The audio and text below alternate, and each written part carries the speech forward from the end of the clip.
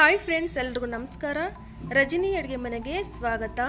ನಾನಿವತ್ತು ಸಿಂಪಲ್ ಆಗಿ ಕೇಕ್ ಮಾಡೋದನ್ನು ತೋರಿಸ್ತಾ ಇದ್ದೀನಿ. ಈ ಕೇಕ್ನ ಮಾಡೋದಕ್ಕೆ ಮೊಟ್ಟೆ ಬೇಡ, ಮೈದಾ ಬೇಡ, ಸಕ್ಕರೆ ಬೇಡ, ಹಾಗೆ ಓವನ್ ಕೂಡ ಬೇಡ. ಯಾರು ಬೇಕಾದರೂ ಈಸಿಯಾಗಿ ಮಾಡ್ಕೊಳ್ಳುವಂಥ ಸ್ಪಾಂಜ್ ಕೇಕ್ ರೆಸಿಪಿ ನಿಮ್ಮ ಜೊತೆ ಶೇರ್ ಮಾಡ್ತಾ ಇದ್ದೀನಿ. ಹಾಗಾದರೆ ಬನ್ನಿ ಹೇಗೆ ಮಾಡೋದು ಅಂತ ನೋಡೋಣ. ಮೊದಲಿಗೆ ಪ್ರೀ ಹೀಟ್ ಮಾಡ್ಕೊಳ್ಬೇಕು. ಅದಕ್ಕಾಗಿ ಒಂದು ಕಡಾಯಿಗೆ ಅಥವಾ ಒಂದು ಕುಕ್ಕರಲ್ಲಿ ಈ ರೀತಿಯಾದ ಸ್ಟ್ಯಾಂಡ್ನ ಇಟ್ಕೊಳ್ಬೇಕು. ಈ ರೀತಿ ಸ್ಟ್ಯಾಂಡ್ ಇಲ್ಲ ಅಂದರೆ ಒಂದು ಪ್ಲೇಟ್ನ ಉಲ್ಟಾ ಮಾಡಿ ಇಟ್ಕೊಳ್ಬೋದು.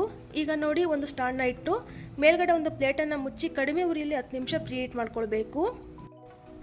ಈಗ ನೋಡಿ, ನಾನು ಇಲ್ಲೊಂದು ಕೇಕ್ ಮೋಲ್ಡ್ ತೊಗೊಂಡಿದ್ದೀನಿ. ನಿಮ್ಮ ಹತ್ರ ಈ ರೀತಿಯಾದ ಕೇಕ್ ಮೋಲ್ಡ್ ಇಲ್ಲ ಅಂದರೆ ಯಾವುದಾದ್ರೂ ಅಲ್ಯೂಮಿನಿಯಂ ಪಾತ್ರೆನ ಉಪಯೋಗಿಸ್ಕೊಳ್ಬೋದು. ಇವಾಗ ಇದಕ್ಕೆ 1 ಸ್ಪೂನಷ್ಟು ತುಪ್ಪನ ಹಾಕಿ ಚೆನ್ನಾಗಿ ಗ್ರೀಸ್ ಮಾಡ್ಕೊಳ್ಬೇಕು. ನಂತರ ಇದಕ್ಕೆ ಸ್ವಲ್ಪ ಗೋಧಿ ಹಿಟ್ಟನ್ನು ಹಾಕ್ಕೊಂಡು ಚೆನ್ನಾಗಿ ಡಸ್ಟಿಂಗ್ ಮಾಡ್ಕೊಳ್ಬೇಕು. ಅಥವಾ ನಿಮ್ಮ ಹತ್ರ ಬಟರ್ ಪೇಪರ್ ಇದ್ದರೆ ಅದನ್ನು ಕೂಡ ಯೂಸ್ ಮಾಡ್ಕೊಳ್ಬೋದು.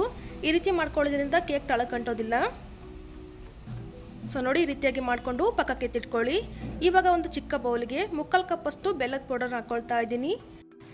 ಈ ರೀತಿಯಾಗಿ ಬೆಲ್ಲದ ಪೌಡರ್ ಇಲ್ಲ ಅಂದರೆ ನಾರ್ಮಲ್ ಆಗಿರುವಂಥ ಬೆಲ್ಲನ ಚೆನ್ನಾಗಿ ತುರಿದ್ಬಿಟ್ಟು ಸೇರಿಸ್ಕೊಳ್ಬೋದು. ಅಥವಾ ಬೆಲ್ಲದ ಬದಲಿಗೆ ಸಕ್ಕರೆನೂ ಕೂಡ ಹಾಕ್ಕೊಳ್ಬೋದು. ಇವಾಗ ಇದಕ್ಕೆ ಒಂದು ಅರ್ಧ ಕಪ್ಪಷ್ಟು ಹಾಲನ್ನು ಹಾಕ್ಕೊಂಡು ಚೆನ್ನಾಗಿ ಮಿಕ್ಸ್ ಮಾಡ್ಕೊಳ್ಬೇಕು. ನಾನಿಲ್ಲಿ ಕಾಯಿಸಿ ಆರಿಸಿರುವಂಥ ಹಾಲನ್ನು ತಗೊಂಡಿದ್ದೀನಿ. ಚೆನ್ನಾಗಿ ಬೆಲ್ಲ ಕರಗೋ ತನಕ ಮಿಕ್ಸ್ ಮಾಡ್ಕೊಳ್ಳಿ. ಸೊ ನೋಡಿ, ಈ ರೀತಿಯಾಗಿ ಮಿಕ್ಸ್ ಮಾಡಿಕೊಂಡು ಪಕ್ಕಕ್ಕೆ ಎತ್ತಿಟ್ಕೊಳ್ಳಿ. ನೆಕ್ಸ್ಟ್ ಇವಾಗ ಮತ್ತೊಂದು ಬೌಲ್ಗೆ 1 ಕಪ್ಪಷ್ಟು ಗೋಧಿ ಹಿಟ್ಟನ್ನು ಹಾಕ್ಕೊಳ್ತಾ ಇದ್ದೀನಿ. 1 ಕಪ್ ಗೋಧಿ ಹಿಟ್ಟಿಗೆ 3/4 ಕಪ್ಪಷ್ಟು ಬೆಲ್ಲ ಸಾಕಾಗುತ್ತೆ. ನಿಮಗೆ ಸ್ವೀಟ್ ಜಾಸ್ತಿ ಬೇಕಂದರೆ ಸಮ ಪ್ರಮಾಣದಲ್ಲಿ ಹಾಕ್ಕೊಳ್ಬೋದು. ಇವಾಗ ಇದಕ್ಕೆ 1 ಟೀ ಸ್ಪೂನಷ್ಟು ಬೇಕಿಂಗ್ ಪೌಡರ್, ಅರ್ಧ ಟೇಬಲ್ ಸ್ಪೂನಷ್ಟು ಬೇಕಿಂಗ್ ಸೋಡಾನ ಹಾಕ್ಕೊಳ್ತಾ ಇದ್ದೀನಿ. ಹಾಗೆಯೇ 1 ಪಿಂಚಷ್ಟು ಉಪ್ಪನ್ನು ಸೇರಿಸ್ಕೊಂಡು ಜರಡಿನ ಇಟ್ಕೊಳ್ಬೇಕು. ಒಂದು ವೇಳೆ ನಿಮ್ಮ ಹತ್ರ ಬೇಕಿಂಗ್ ಪೌಡರ್ ಇಲ್ಲ ಅಂದರೆ ಅರ್ಧ ಟೇಬಲ್ ಸ್ಪೂನಷ್ಟು ಬೇಕಿಂಗ್ ಸೋಡಾನ ಹಾಕ್ಕೊಳ್ಬೋದು. ನಾವು ಈ ರೀತಿಯಾಗಿ ಜರಡಿನ ಮಾಡ್ಕೊಳ್ಳೋದ್ರಿಂದ ಹಿಟ್ಟಲ್ಲಿ ಏನಾದರೂ ಲಮ್ಸ್ ಇದ್ದರೆ ಹೋಗುತ್ತೆ, ಹಾಗೆಯೇ ಹಿಟ್ಟು ಹಗುರವಾಗುತ್ತೆ. ಸೊ ನೋಡಿ, ಈ ರೀತಿಯಾಗಿ ಜರಡಿನ ಇಟ್ಕೊಂಡು ಒಂದ್ಸಲ ಚೆನ್ನಾಗಿ ಮಿಕ್ಸ್ ಮಾಡ್ಕೊಳ್ಬೇಕು. ನಂತರ ನಾವು ಹಾಲು ಮತ್ತು ಬೆಲ್ಲದ ಮಿಕ್ಸ್ ಮಾಡಿ ಇಟ್ಕೊಂಡಿದ್ವಲ್ಲ, ಅದನ್ನು ಸ್ವಲ್ಪ ಶೋಧಿಸ್ಕೊಳ್ಳೋಣ. ಬೆಲ್ಲದಲ್ಲಿ ಏನಾದರೂ ಧೂಳು ಕಸ ಇದ್ದರೆ ಹೋಗುತ್ತೆ ಅಂತ. ಸೊ ನೋಡಿ, ಈ ರೀತಿಯಾಗಿ ಸೋಸ್ಕೊಂಡು ಇವಾಗ ಚೆನ್ನಾಗಿ ಮಿಕ್ಸ್ ಮಾಡ್ಕೊಳ್ಬೇಕು. ನಿಮ್ಮ ಹತ್ರ ಬೀಟರ್ ಇಲ್ಲ ಅಂದರೆ ಯಾವುದಾದ್ರೂ ಒಂದು ಸ್ಪೂನಿಂದ ಅಥವಾ ಒಂದು ಫೋರ್ಕಿಂದ ಚೆನ್ನಾಗಿ ಮಿಕ್ಸ್ ಮಾಡ್ಕೊಳ್ಬೋದು. ಸೊ ನೋಡಿ, ಈ ರೀತಿಯಾಗಿ ಚೆನ್ನಾಗಿ ಮಿಕ್ಸ್ ಮಾಡ್ಕೊಂಡಿದ್ದೀನಿ. ಇವಾಗ ನಾನು ಒಂದು 1/4 ಕಪ್ಪಷ್ಟು ಎಣ್ಣೆನ ಹಾಕ್ಕೊಳ್ತಾ ಇದ್ದೀನಿ.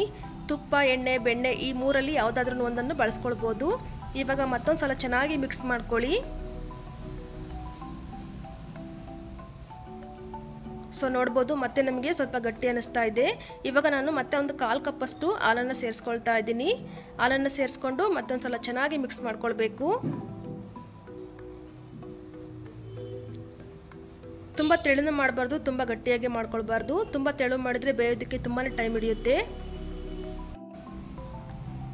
ಈಗ ಸ್ವಲ್ಪ ಫ್ಲೇವರ್ಗೋಸ್ಕರ ಸ್ವಲ್ಪ ವೆನಿಲಾ ಎಸೆನ್ಸ್ನ ಹಾಕ್ಕೊಳ್ತಾ ಇದ್ದೀನಿ. ಒಂದು ವೇಳೆ ನಿಮ್ಮ ಹತ್ರ ವೆನಿಲಾ ಎಸೆನ್ಸ್ ಇಲ್ಲ ಅಂದರೆ ಸ್ವಲ್ಪ ಸಕ್ಕರೆಗೆ ಒಂದು 3 ಏಲಕ್ಕಿನ ಪೌಡರ್ ಮಾಡಿಕೊಂಡು ಸೇರಿಸ್ಕೊಳ್ಬೋದು. ಈಗ ಚೆನ್ನಾಗಿ ಒಂದ್ಸಲ ಮಿಕ್ಸ್ ಮಾಡ್ಕೊಳ್ಳಿ.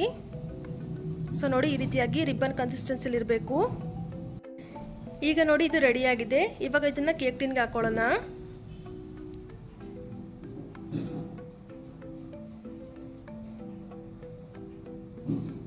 ಹಾಕಿ ಒಂದ್ಸಲ ಈ ರೀತಿಯಾಗಿ ಟ್ಯಾಪ್ ಮಾಡ್ಕೊಳ್ಳಿ. ಈಗ ನೋಡಿ, ಕಡಾಯಿನ ಪ್ರೀ ಹೀಟ್ ಮಾಡ್ಕೊಂಡಿದ್ವಲ್ಲ 10 ನಿಮಿಷ. ಈಗ ಮಧ್ಯಭಾಗದಲ್ಲಿ ಕೇಕ್ ಟಿನ್ ಇಟ್ಟು ಮುಚ್ಚಳನ ಮುಚ್ಚಬೇಕು. ಫುಲ್ಲು ಲೋ ಫ್ಲೇಮಲ್ಲಿ ಇಟ್ಕೊಂಡು 30 to 35 ಮಿನಿಟ್ಸ್ ಇದನ್ನು ಬೇಕ್ ಮಾಡ್ಕೊಳ್ಬೇಕು.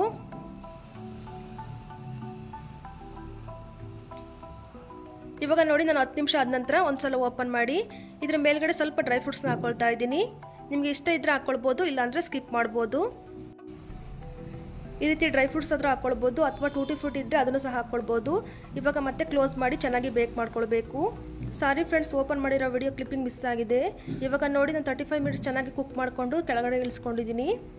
ಇದು ಕಂಪ್ಲೀಟಾಗಿ ಅರ್ಧ ಗಂಟೆ ತಣ್ಣಗಾದ ನಂತರ ಈ ರೀತಿ ಚಾಕುವಿನಿಂದ ಈ ರೀತಿಯಾಗಿ ಬಿಡಿಸ್ಕೊಳ್ಬೇಕು.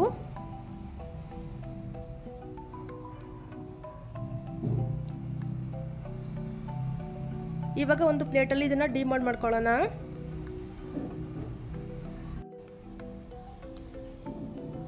ಒಂದ್ಸಲ ಈ ರೀತಿಯಾಗಿ ಟ್ಯಾಪ್ ಮಾಡಿಕೊಂಡು ಕೇಕ್ ಟಿನ್ನ ತೆಗಿಬೋದು. ಸೊ ನೋಡಿ, ಈ ರೀತಿ ಉಲ್ಟಾ ಮಾಡಿ ತೋರಿಸ್ತಾ ಇದ್ದೀನಿ. ವಾವ್, ನೋಡ್ಬೋದು ಎಷ್ಟು ಸೂಪರಾಗಿ ಬಂದಿದೆ ಅಂತ. ಸೇಮ್ ಬೇಕ್ರಿಯಲ್ಲಿ ಯಾವ ರೀತಿ ಇರುತ್ತೆ ನೋಡಿ, ಅದೇ ರೀತಿಯೇ ಇರುತ್ತೆ. ಸೊ ನೋಡ್ಬೋದು, ನಾನು ಇವಾಗ ಕಟ್ ಮಾಡಿ ಸಹ ತೋರಿಸ್ತಾ ಇದ್ದೀನಿ. ಮಕ್ಕಳಿಗೆ ಬೇಕಂದಾಗ ಈ ರೀತಿಯಾಗಿ ಮನೆಯಲ್ಲೇ ಮಾಡಿಕೊಡಿ, ತುಂಬಾ ಖುಷಿಪಟ್ಟು ತಿಂತಾರೆ, ಅಷ್ಟು ಸೂಪರಾಗಿರುತ್ತೆ. ಸೊ ನೋಡ್ಬೋದು ಎಷ್ಟು ಸ್ಪಾಂಜಿಯಾಗಿ ಬಂದಿದೆ ಅಂತ. ನಾನು ತೋರಿಸಿರುವಂಥ ಮೆಜರ್ಮೆಂಟಲ್ಲಿ ಖಂಡಿತ ಒಂದ್ಸಲ ಟ್ರೈ ಮಾಡಿ, ತುಂಬಾ ಪರ್ಫೆಕ್ಟಾಗಿ ಬರುತ್ತೆ. ಹಾಗೆ ಇವತ್ತಿನ ವಿಡಿಯೋ ನಿಮಗೆ ಇಷ್ಟ ಆಗಿದ್ರೆ ಲೈಕ್ ಮಾಡಿ, ಫ್ರೆಂಡ್ಸ್ ಫ್ಯಾಮಿಲಿ ಜೊತೆ ಶೇರ್ ಮಾಡಿ. ಇನ್ನೂ ನಮ್ಮ ಚಾನಲ್ನ ಸಬ್ಸ್ಕ್ರೈಬ್ ಮಾಡ್ಕೊಂಡಿಲ್ಲ ಅಂದರೆ ದಯವಿಟ್ಟು ಸಬ್ಸ್ಕ್ರೈಬ್ ಮಾಡ್ಕೊಳ್ಳಿ. ಮತ್ತೊಂದು ಹೊಸ ರೆಸಿಪಿಯೊಂದಿಗೆ ಸಿಗ್ತೀನಿ. ಅಲ್ಲಿವರೆಗೂ ಧನ್ಯವಾದಗಳು.